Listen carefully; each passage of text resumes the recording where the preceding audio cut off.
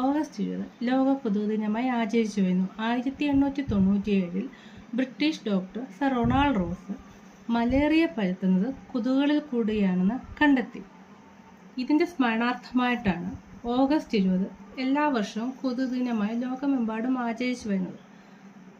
വളരെ ചെറിയതാണെങ്കിൽ പോലും ഇത് പടർത്തുന്ന രോഗങ്ങൾ നിസ്സാരമല്ല. ഭയക്കേണ്ട, കുട്ടികൾക്ക് ജാഗ്രത വേണം.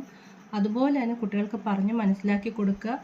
പരിസര ശുചിത്വത്തെക്കുറിച്ചും വെള്ളം കെട്ടിക്കിടക്കുന്നത് കണ്ടാൽ അധികൃതരെയും മാതാപിതാക്കളെയും അറിയിച്ച് അത് ഒഴുക്കി വിടുക എന്നുള്ളത്. കാരണം കൊതുക് കൂടുതലായിട്ട് പടരുന്നത് വെള്ളം കെട്ടി നിൽക്കുന്ന സ്ഥലത്തു കൂടിയാണ്.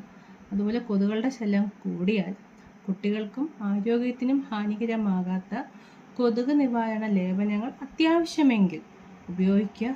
കൊതുക് തിരികൾ, അതും കുട്ടികളുടെ പ്രായത്തിനനുസരിച്ച് അവർക്ക് ബുദ്ധിമുട്ടില്ലാത്തത് ഉപയോഗിക്കുക. കൊതുകിൻ്റെ ശല്യം കൂടുതലാണെങ്കിൽ അധികൃതരെ അറിയിച്ചിട്ട് ഫോഗിംഗ് ഒക്കെ നടത്തുക. നമ്മളുടെ വീടും പരിസരവും ശുചിയായിട്ട് പാലിക്കാൻ ഈ കൊതുക് ദിനത്തിൽ കുട്ടികൾക്ക് പറഞ്ഞ് മനസ്സിലാക്കി കൊടുക്കുക.